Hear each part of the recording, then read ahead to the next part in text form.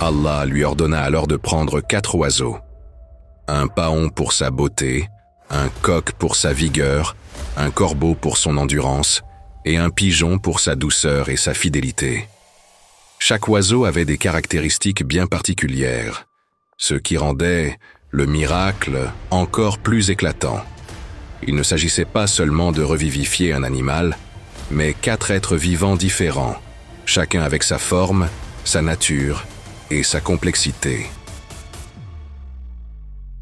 Ibrahim alayhi salam est l'un des plus grands prophètes envoyés par Allah et l'un des 5 prophètes dits Ulul Azm, les plus déterminés. Il est surnommé Khalilullah, l'ami intime d'Allah.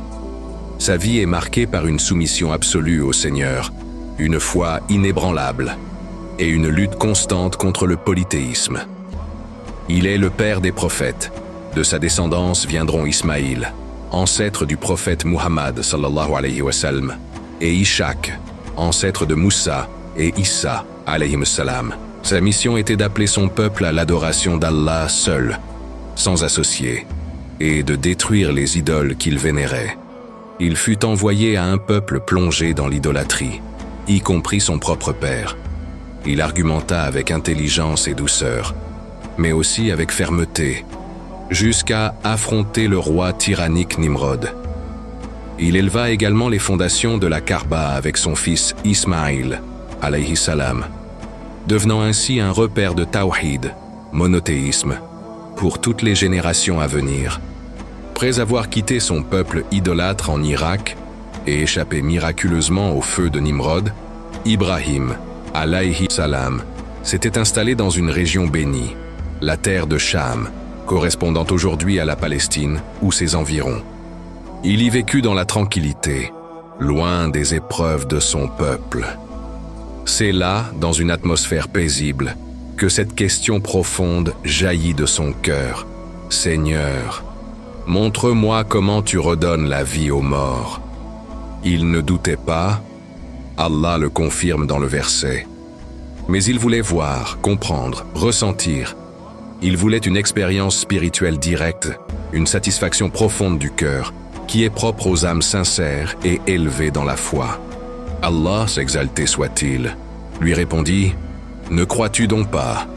Et le prophète humble et sincère répondit « Si, mais c'est pour que mon cœur soit rassuré. » Allah lui ordonna alors de prendre 4 oiseaux.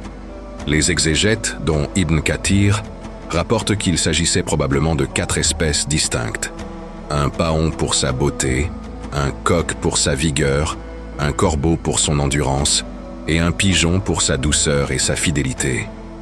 Chaque oiseau avait des caractéristiques bien particulières, ce qui rendait le miracle encore plus éclatant.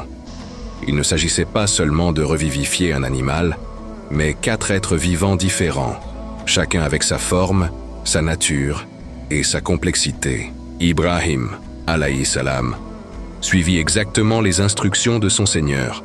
Il prit le temps de les apprivoiser, comme le mentionne le verset « Prends 4 oiseaux, puis apprivoise-les. » Il les nourrit, les habitua à sa présence, les approcha avec bienveillance, si bien qu'ils vinrent à lui sans crainte. Cet apprivoisement était essentiel.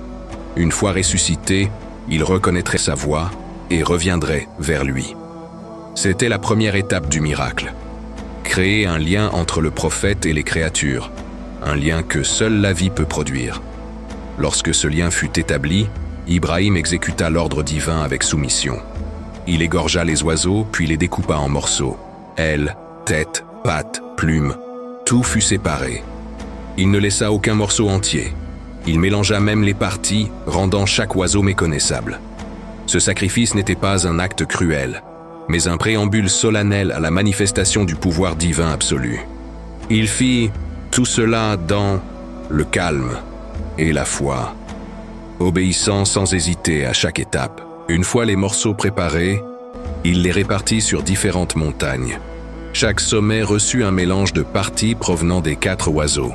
Les têtes furent gardées auprès de lui pour qu'il voie de ses propres yeux leur retour à leur corps. Ce positionnement renforçait la dimension extraordinaire du miracle à venir. La dispersion des restes rendait toute explication naturelle impossible. Et puis, vint l'instant que seul un cœur sincère peut mériter.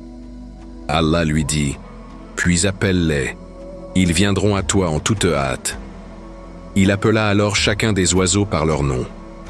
Devant ses yeux, les plumes s'agitèrent, les os vibrèrent, les membres s'assemblèrent, et les cœurs battirent à nouveau. Les corps se reconstituèrent avec précision, chaque tête rejoignant son propre corps. Les oiseaux se redressèrent, battirent des ailes, et s'envolèrent vers lui, vivants, parfaitement rétablis. C'était une démonstration directe, visible, complète, de la résurrection telle qu'elle se produira le jour dernier. En ce jour, la terre fut témoin d'un secret. La vie, après la mort, n'est pas une abstraction, mais une réalité sous le contrôle du Tout-Puissant.